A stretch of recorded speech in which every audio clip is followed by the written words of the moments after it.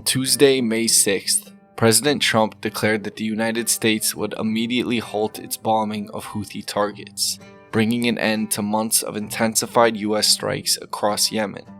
The president linked the policy reversal to what he described as the Iran-backed Houthis' capitulation to U.S. demands, stating that the group had agreed to cease its assaults on U.S. and commercial vessels in the Red Sea.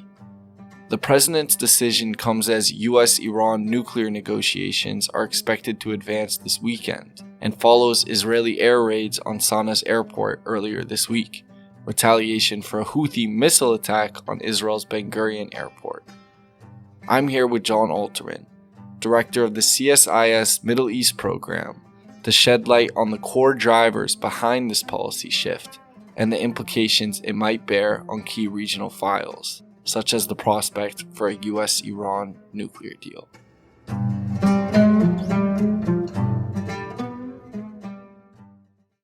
So, why do both sides want an agreement?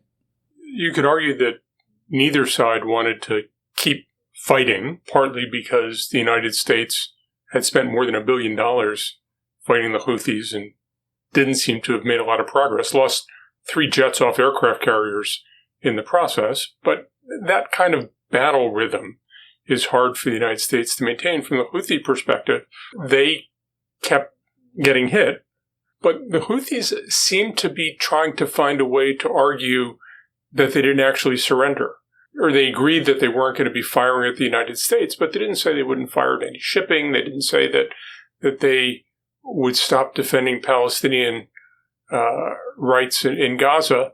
I think what you may have here is sort of an agreement from both sides to walk back from conflict without having an agreement that resolves any of the underlying issues.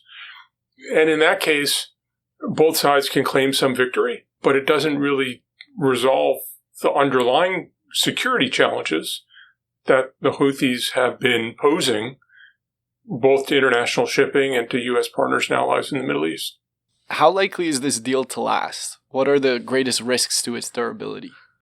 I've heard a lot of people be very skeptical about how long this will last. It's unclear exactly what the agreement is, who it's between, what the contents were. Those aren't really good signs for an agreement that has a lot of durability. It's fine for now. It represents a decline in attacks for now, but it doesn't really even begin to address the fundamental security problems the U.S. and its partners and allies believe that the Houthis pose to Red Sea navigation. And it doesn't really take the Houthis down a notch. After all, they stood up to the most powerful military in the world, and they're still standing. What does the agreement suggest about President Trump's negotiating style and objectives in the Middle East? So one of the interesting things is, it's my understanding that this agreement was negotiated by Steve Witkoff through the Omanis. It didn't really go through any of the channels of the U.S. government. Folks in the State Department, folks in the White House didn't even know it was coming.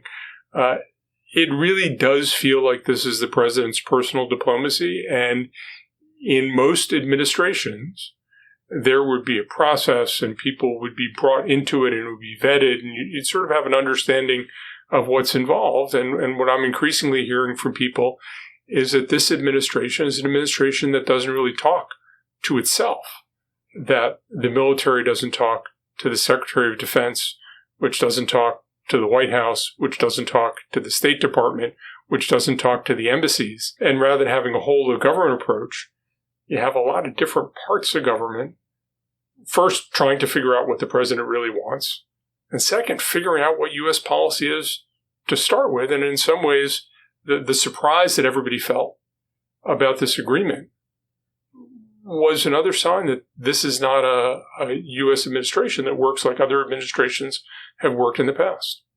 So finally, what does this deal mean for the ongoing U.S.-Iran talks? It's possible to see this as something the Iranians were trying to offer the Americans as a sign of goodwill. I think the Iranians have always liked to have what former CIA officer Norm Rule calls implausible deniability. They like to make people think they have influence with the Houthis, but not control over the Houthis. And therefore they could argue, well, we tried to encourage them, but don't blame us if it doesn't work. I think the Iranians like to have it both ways. I think ultimately the U.S. Iran talks have their own logic. They have their own dynamic.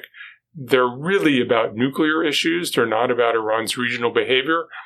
And the Iranians may have played a small role in this, but I don't think this is a real harbinger of a major move in those talks, which are complicated, but frankly, which seem to be moving forward at this point in a way that a lot of people have been surprised. That the Iranians, first, are under tremendous pressure.